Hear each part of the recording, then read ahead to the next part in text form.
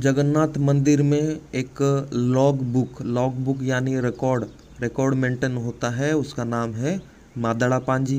पांजी अर्थात कैलेंडर को वो बोला जाता है। लेकिन उसमें इतिहास के जितने भी चीज़ जगन्नाथ मंदिर के अंदर हुआ है या फिर उड़ीसा राज्य में जितने भी बड़े बड़े चीज़ कुछ हुए हैं, तो उसमें ये सब दर्ज है बाय रिकॉर्ड। राजाओं के द्वारा एक खानदान है, उनका काम ये है कि ये सब मादला पांजी में रिकॉर्ड मेंटेन किया जाए। हर डेट का रिकॉर्ड मेंटेन होता है।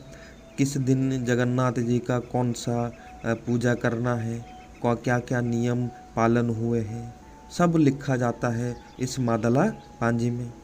उसके लिए स्पेशली एक फैमिली को नियोग बना के रखा गया है। राजा के टाइम से चल रहा है, अभी का नहीं है। तो अगर हम इसमें देखें, सब कुछ लिखा है, कब कौन आया था, कहाँ आया था, कहाँ आक्रमण हुआ, किसको मारा। जीसस क्राइस्ट जो कि क्रिश्चियनिटी के हैं, जीसस क्राइस्ट इसी पूरी सिख क्षेत्र में आके साधना किए थे, तपस्या किए थे और बीज मंत्र संग्रह करके क्रिश्चियनिटी का स्थापना किया था।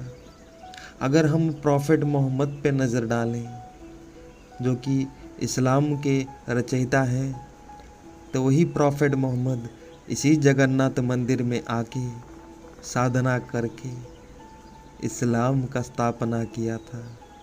अगर हम ज्यूज़ पे नज़र डालें तो उनका भी कहानी कुछ ऐसा ही है।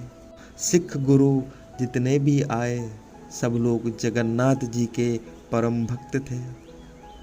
अब खुद सोचिए, जगन्नाथ जी है कौन, असली में है कौन। जितने भी धर्म बने हैं, जितने भी अवतार इस सृष्टि में आए हैं, जितने भी अवतार इस सृष्टि में आए हैं, जितने भी धर्म इस सृष्टि में बने हैं, सभी इसी जगन्नाथ जी के अंश हैं। चाहे वो मुस्लिम हो, चाहे वो क्रिश्चियन हो, चाहे वो ज्यूज हो। रथ यात्रा जब भी निकलता है तो कोई देखता नहीं कि ये शूद्र है, ये क्रिश्चियन है, ये ब्राह्मण है, ये क्षत्रिय है, ये सब कोई देखता नहीं। सब मिल के नाचते हैं, सब मिल के हरि नाम लेते हैं, सब मिल के आनंद भी लेते हैं। कोई यूरोप से आता है, कोई सफ़ेद दिखता है, कोई काला दिखता है, कोई ग्रे दिखता है। हर रंग के लोग मिलते हैं रथ यात्रा में।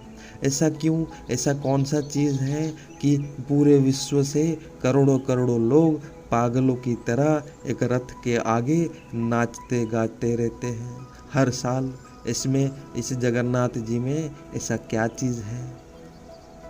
दोस्तों, ये जो ब्रह्म चीज़ है, जिसको हम लोग ब्रह्म बोलते हैं, जो सॉल है, जो आत्मा है इस सृष्टि का, एक सृष्टि का आत्मा है।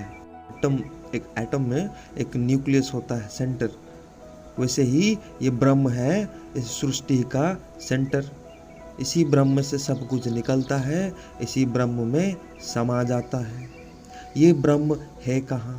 ये ब्रह्म और कहीं नहीं है दोस्तों, इसी जगन्नाथ जी के अंदर में है, जिसको हम ब्रह्म परिवर्तन बोलते हैं। जब ये नवकलेवर होता है, क्योंकि ये तो लकड़ी के बने हुए हैं, ये जो दारू विग्रह है ये लकड़ी के बने हुए हैं, तो ये ख़राब हो जाते हैं। तो एक कुछ साल के बाद एक टाइम पीरियड रहता है, तभी इसको बदला जाता है। बदलने के बाद जो दैता सेवक रहते हैं, जो जगन्नाथ जी के सेवक हैं, स्वतंत्र सेवक, ऐसे वैसे सेवक नहीं है, स्वतंत्र सेवक हैं, दैता सेवक, वो लोग आँखों में पट्टी बांधे, हाथों में पट्टी बांधे गुप्त रूप से जाते हैं, अंधेरे में जाते हैं, ब्रह्म को पुराने विग्रह से निकाल के नए विग्रह में स्थापना कर देते हैं और फिर से भगवान जी का पुनर्जन्म हो जाता है।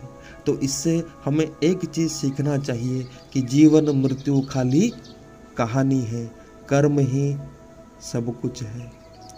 अगर भगवान भी शरीर बदलते हैं, लेकिन आत्मा वही रहता है। तो भगवान हमको वही सिखा रहे हैं कि देखो देखो, मैं भी कर्म में लिप्त हूँ, तो इसीलिए तू भी कर्म में लिप्त रहे।